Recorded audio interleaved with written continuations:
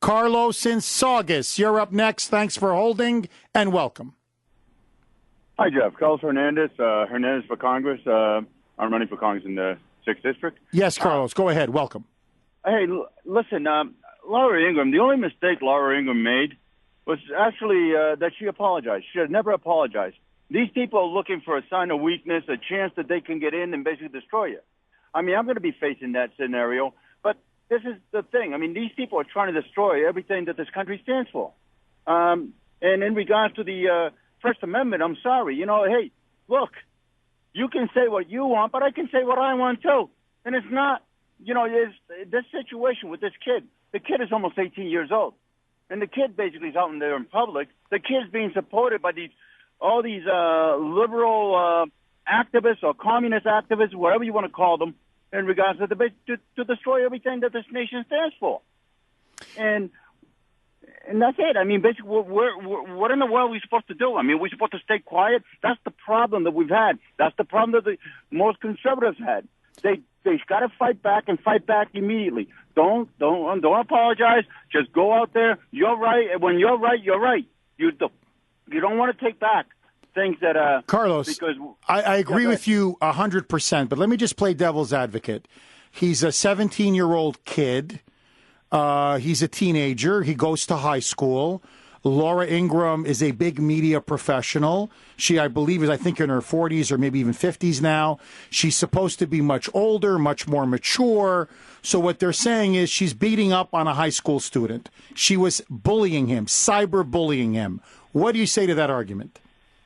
I'm sorry, this kid's been out in the public for quite a while. Not only that, this kid basically is actually saying that, okay, we're trying to get them to give us an inch on the Second Amendment. So basically in regards to it, and then after that, we're going to take a mile. This kid is basically, he's been brought up there. He's been put up there by these people. He's been put up there as a puppet. I'm sorry that they're using him. I'm sorry that he's out there. But in regards to it, this is not a situation where we got to give into it. This is the problem. They use these props to actually make us become defensive to protect these kids. The kid is out there in public, and he's actually been in the media. He's become just like you and me. We're out. We have to be out there. We can't give into this stuff anymore. I agree with you.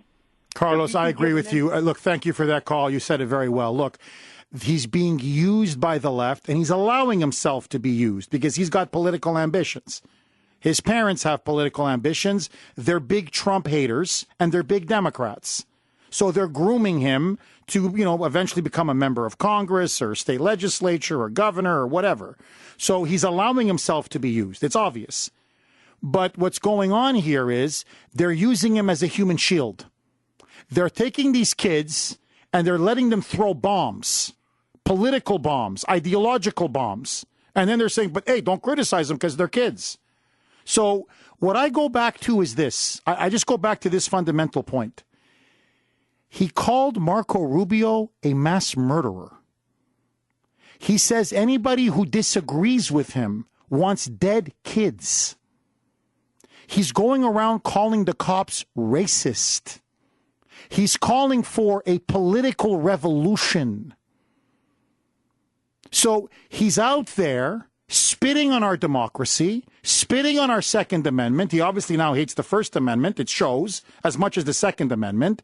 He's spitting on the NRA. He's spitting on the police. He's spitting on Republicans. Well, hey, boyo, if you're man enough and mature enough and old enough to lob bombs at anybody you disagree with, then you got to be able to take it on the chin. So you can't have it both ways. Either you're too young to be criticized. That's what they're saying. Fine. Then you're too young for us to have to listen to you. Then you're just too immature. But if you're old enough for us to have to listen to you, then I'm sorry, you're old enough for us to have to criticize you. Then you're in the public arena and you got to be a big boy and take it. Enough's enough. Now, I don't care how many people were killed in Parkland or in Columbine or in Sandy Hook.